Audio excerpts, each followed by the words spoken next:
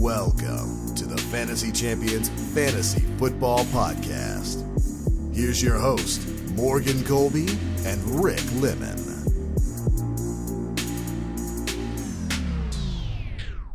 What's going on, Fantasy Champs? Welcome to Thursday. Well, it's not Thursday when this gets released. It's probably Friday. Maybe even Saturday. But I am about an hour, 2 hours away from the Sunday night. Sunday night football, Thursday night football game. I got to set my lineups. I haven't even done that yet. So. Oh yeah, you need to get going, bro. Dude, I'm so far behind. I probably should have done that when I was waiting for you, but I started playing.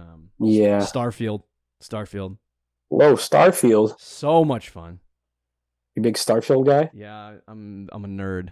I've never played that game, but I've heard a lot about it, and I've seen stuff on it. Yeah, it's fun. It's fun. You get to travel planet to planet and kill things, so I'm good with that. Okay. But anyway, welcome into the pod. We got weekly starts and sits on the show.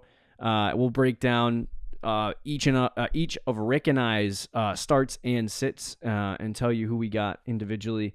Before we do that, check our website, fantasychampions.com. Follow us on Twitter, Instagram, Facebook, TikTok. If you're listening on Apple Podcasts, Spotify, Stitcher, or any other podcasting platforms, please leave a review, share this pod with your friends. If you're watching on YouTube, subscribe, click the bell for notifications, like, and comment down below any questions you have. Those start and sit questions, we'll get to them as fast as humanly possible. All right. Are you ready for week 7? Yeah, what'd you say? Ready for week 7? Yes, sir, dude. Week 7, dude. You know, we're close to being halfway done with the NFL season.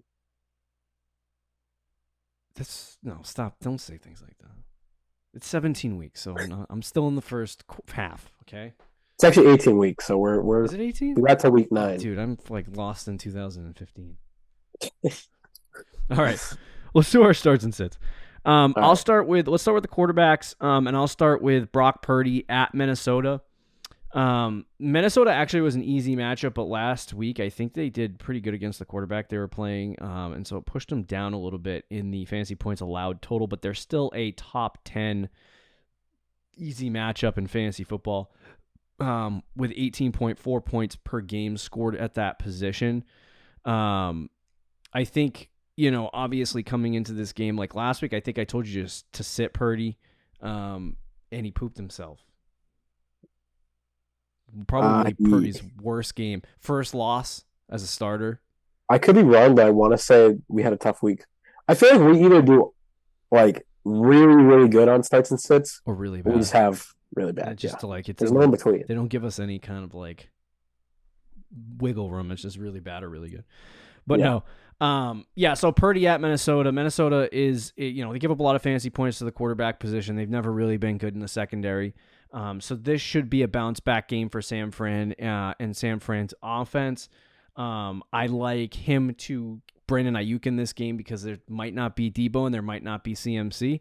And that means that two guys are going to be open on the field. That's going to be George. Stack for you. It's going to be George. It's going to be George and Brandon Ayuk. So there you go. Daily fantasy. But I do think that Brock Purdy will have a bounce back game this week against Minnesota, and it'll be a week that you can actually start him. I'm still in the stream conversation with Purdy, but some people are on the week to week bus. So I'll start Purdy though. Yeah, no, that's a good one. I love those bounce back games because I also am having a bounce back game. That's Jordan Love playing against the Denver Broncos. Do you know where the Broncos rank against quarterbacks? You want me to look it up?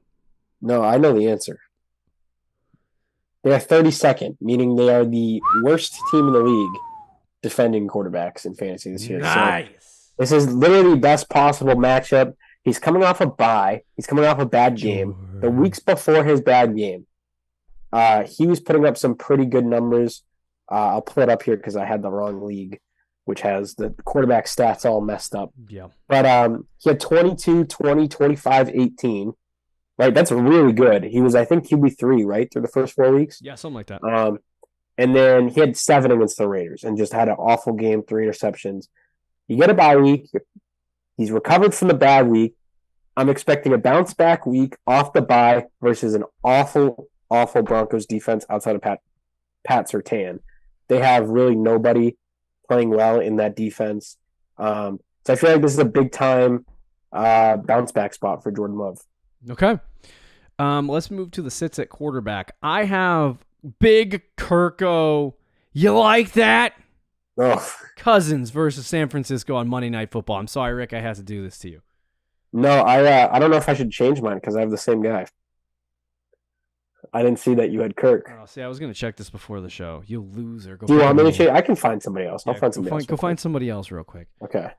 Well, it shows that we're all in on the anti-Kirk. So if you want to watch just to see if my quarterback starts and sits are correct, just watch the San Francisco 49ers Minnesota Vikings game. Both on Monday. Obviously, both on Monday. So the game is on Monday night. But no, Kirk Cousins at San Francisco or versus San Francisco, not at San Francisco. Not going to be an easy matchup for him.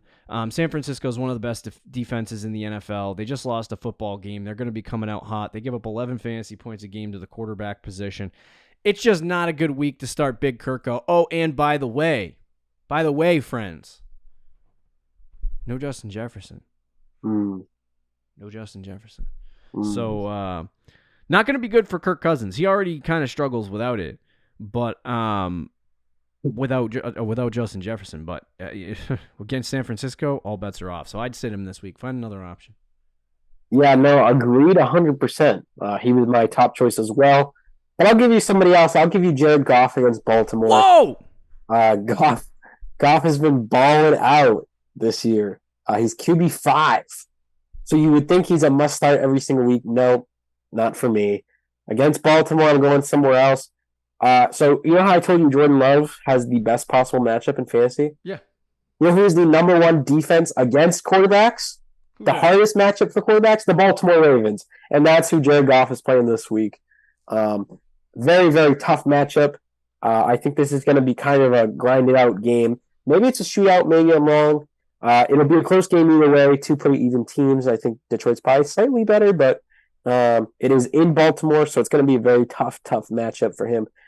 Coming off two really good weeks, I think he's probably due for a not so great week, and he could play okay in real life without putting up really big statistics, and I think that's a real possibility as well. So I'd also sit Jared Goff. Okay, all right, that's a hot take. It might be a hot take, but dude, he has 2 weeks this season with 14 and 12 points. So it's not that crazy. I know he's QB5, but all right, let's move to the running back starts and sits.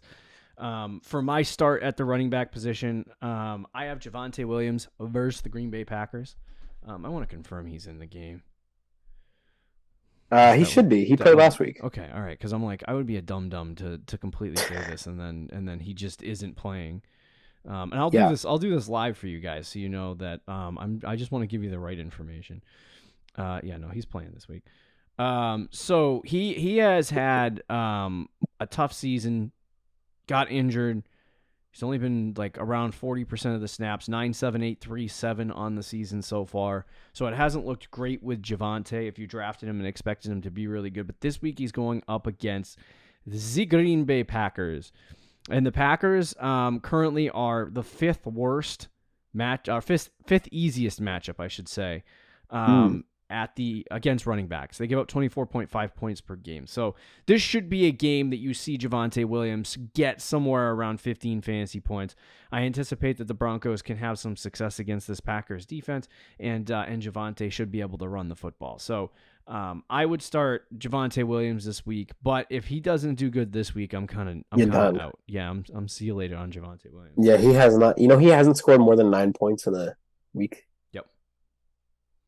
So that's not good. You called mine a hot take. I'll give you. That's kind of a hot take. I don't hate it because I'm a Javonte guy at heart, and it is a good matchup.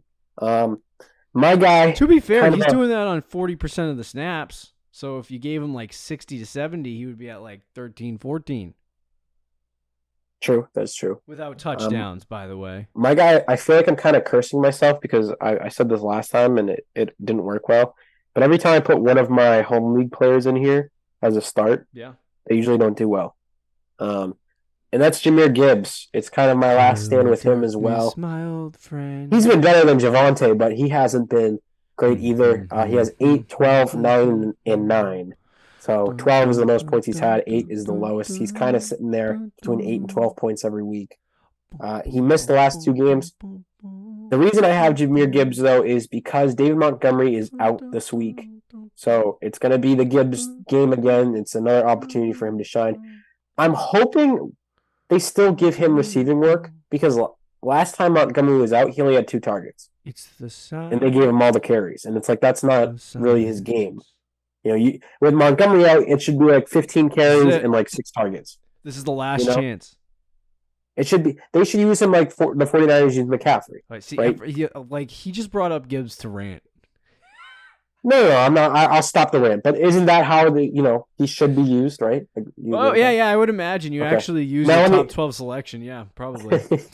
Well, I'm not even just like a workhorse. I mean, like if he's gonna be the workhorse, you still don't want to give him 20 carries. You want to give him like 15, 16, and then give him like 6 or 7 targets, in the pass game. But anyway. He's playing Baltimore, so to give you context, another Lions player, right? I have the quarterback as a sit.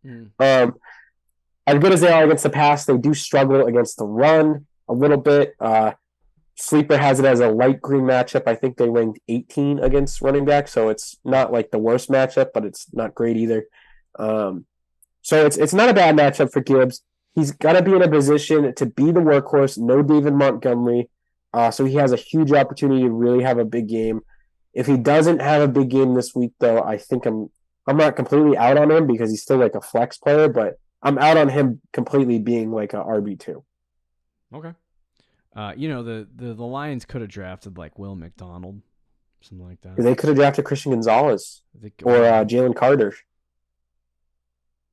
They could have drafted a lot of guys. Carter went. Oh, that's true. Because they still had the top pick. They had the 6th overall pick. They traded back. Yeah, sorry. They could have drafted a lot of guys. They got Jahmyr Gibbs, who they don't use, and some extra picks. Yeah, true. Yeah, true. It was about the picks. It wasn't about Jahmyr Gibbs. Right. Anyway. Okay. Yeah. That makes sense with with Gibbs. I agree. I think it's the last shot, last chance he's got. All right. My sit of the week at running back. Oh, we're going back to the well.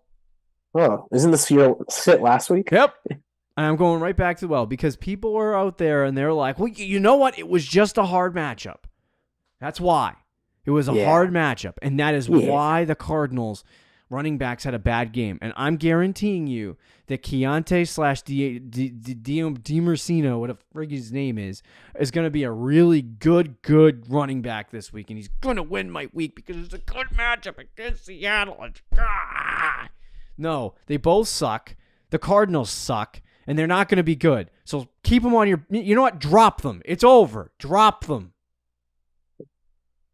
It's over. Cardinals running back sit. Side note on the Cardinals. Did you hear that Kyler Murray is aiming for a Week 9 return? Woo! Shiny toys. Toys. So that'll be interesting. I already tried to trade for him. I wouldn't bring him back Week 9 because they're playing the Browns, who right now have the 3rd best defense in the NFL statistically. He'll get pooped on. Yeah, I would probably wait 1 week and then play him against Houston, but that's just me. So my sit is Zach Moss, and you might be thinking like, Zach Moss, Jonathan Taylor's back, so who cares? No, people are still starting Zach Moss, and he's still playing really well. But we have to look deeper in the numbers, right? So Week 5 was Jonathan Taylor's first game of the season, and they kind of eased him back into it, right? Mm-hmm. And because of that, Zach Moss had a monster game, 33 fantasy points. He was really efficient as well. Yeah.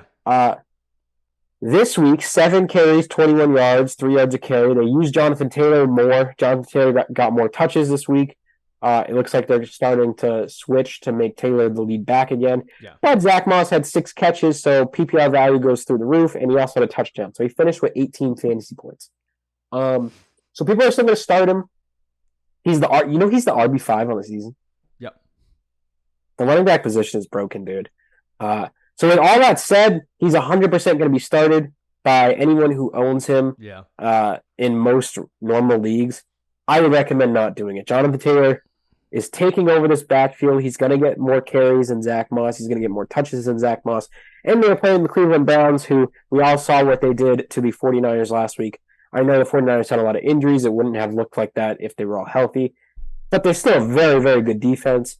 And I believe they are very, very good against the run, according to Fantasy Pros. Running backs, it's not a good matchup for them either. So Zach Moss should not be in your starting lineup this week. Sounds good. Let's move to the wide receiver position. My start this week at wide receiver is T-Mac Terry McLaurin at the New York Giants. The Giants, they're weird. They're a weird football team because some weeks there you might have a top 5 defense, and then others they just are like, hey, we're not going to show up today. But Terry McLaurin on the season, he in the first 3 games of the season, he had 4 targets, 6 targets, 6 targets. He still had some decent games. It wasn't getting a whole ton of opportunity. Last 2 weeks, he's had 22. Last 3 weeks, he's had 22, 8, and 14. And in those games, he's had a total of 26 targets. So, obviously, an increase on the 16 he had through the first 3 weeks of the season. So he's starting to see an increase in target share.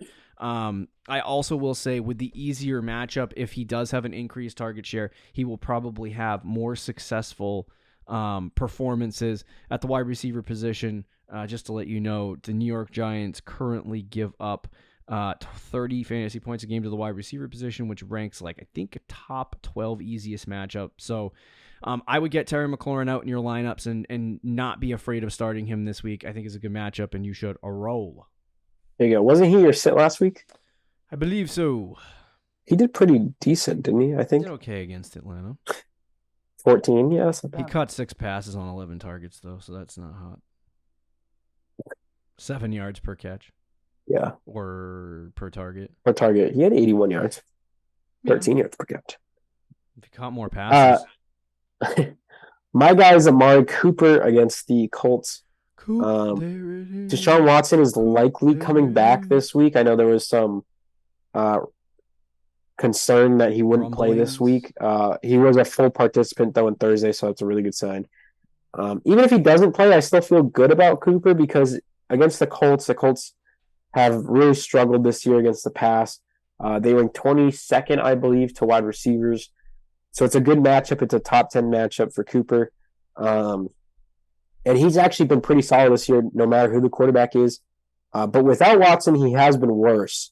2 points in week 4, which was brutal, and then 14 points last week. But with Watson, he had 6, 16, and 24. So I'm not saying 24, but in a good matchup with Watson back, I do think Cooper's in line for just a really solid week. And if you're worried about him with the kind of inconsistent play he's had this year, I wouldn't worry about it. Put him in your lineup, and I'm getting 15 points for you. That's a good one. That's a really good one. No, thanks, bro. I almost got Amari Cooper in a trade, but I just refused to trade for old man. That's a take that might come back to burn you a little bit. Yeah, I am aware. Because it is redraft. It's not a take. Amari Cooper's the same age as Diggs, bro. It's not a take. It's a bias. He's the same age as Diggs. I'm an ageist. So you don't want Cooper Kupp, who's like 30? Nope. It's redraft, bro. You got to think of it like dynasty. Yeah, I get Cooper, bro. If Cooper Kupp like pops his kneecaps because he's 120 years old. Okay, but in the meantime, he gets 25 points a week. He probably has a couple broken fingers with the amount of times he's caught the ball. I mean, Justin Jefferson's what, 23, 24, and he just went on IR. That so guy I mean, freaking slings it. I don't know. In redraft, I don't really care about it. I do like Amari Cooper, though. I never end up with old players because it's a choice I choose not to make. I mean, I guess that's fair.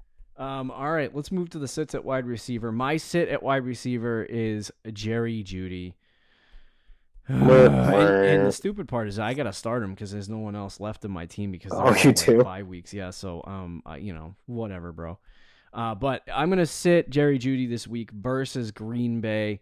I have another Green Bay game. I need to get the frig out of this situation. But Green Bay is actually good against wide receivers this year. So, yeah, Jerry Jeudy, not the greatest matchup. The other thing, too, is, like, Jeudy's been getting, like, 6 targets a game. And the passing offense for Denver hasn't been wonderful. And then there's rumors of him getting traded. So, all of that does not lead me to believe that there's good things in store for Jerry Jeudy in this game. While I will be rooting for huge amounts of success and for me to be wrong, I would not start Jerry Jeudy this week versus Green Bay. I'd sit him and find another option. Yeah, I'd probably agree with that. For me, it's a George Pickens, which is your guy. Love you, George. I agree. And he's been really good this year. I have him in a dynasty league. I think I'm starting him in that dynasty league as well. But look, the Rams right now are top 5 against receivers defending it. So they rank 5th. So it's not a good matchup. It's one of the 5 best defenses in the league against wide receivers for fantasy purposes. So it's already not a good matchup. And Deontay Johnson is expected to come back this week. So the big target share, the 10 targets a game, I don't think continues. I've talked about this before. I think we had him on our sell list a couple weeks ago because of this. Or not because of this, but this had a little bit of a factor. In week 1, Deontay Johnson got injured in the second quarter, but he had 6 targets in the second quarter. And at the same time, I think Pickens had 3.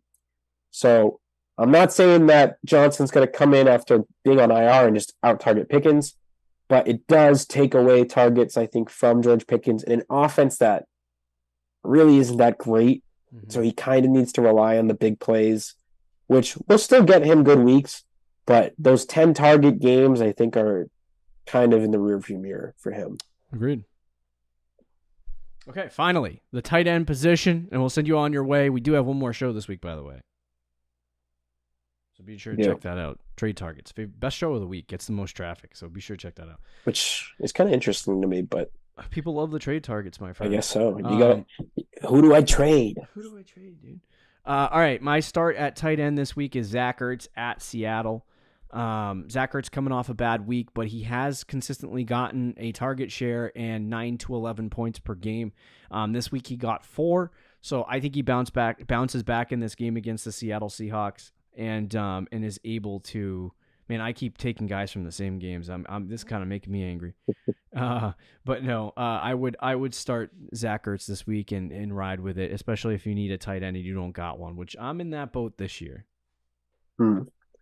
Yeah, fair enough. I got Darren Waller. He's probably a start no matter what, but he has been very up and down this year. I know there's people who've been disappointed in him because they thought he was going to be like a top 3 or 4 tight end, but the Giants' offense has just not been good. He's tight end 11. He's had a couple 5-point weeks. Like, the disappointment is real, but the last 2 weeks he's had a large target share, and I think this is probably a solid bounce back situation for the Giants. They're finally fully healthy on offense for the first time in a couple weeks, and the Commanders are not great against tight ends, so it's a good matchup for Waller as well. I think they might try to get him going in this game, and I could see a decently good week for him. Okay. All right. Fair enough. My sit at tight end this week is Hunter Henry versus Buffalo. Just don't. Is Hunter Henry dead? After we were so hyped about it. Yeah, I know. I'm like, just freaking get out of here, dude. I'm done. Yeah. So Hunter Henry, leave him on your. This is another one of those cut him lists for me. Just get rid of him. Bye. He might not even play this week. He didn't practice on Thursday. Oh, there with you go. Ankle. Double down. Yeah, mine is Jonnu Smith. He's been really good. He's actually tight end 9, which as a Patriots fan is just so sad. He has 15, 10, and 13 the last 3 weeks. Wow. But his targets did go down a little bit this week. He had a touchdown, which kind of brought the game back to life. He's still, I think, the second passing tight end in that offense. Yeah. And he's playing Tampa, who are top 5 against tight ends. So really, really tough matchup for him. In a game where he's not even their first, second, or third target. So don't start Jonnu, despite his successes so far this season. Okay, fair enough. There you go. Starts and sits for week 7 in the books. Yeah, we ripped through that like crappy toilet paper. Yeah, that's one way of putting it. All right, we got trade targets coming up on the next show. Be sure to check that out. Leave a comment. See you later, guys. Take it easy.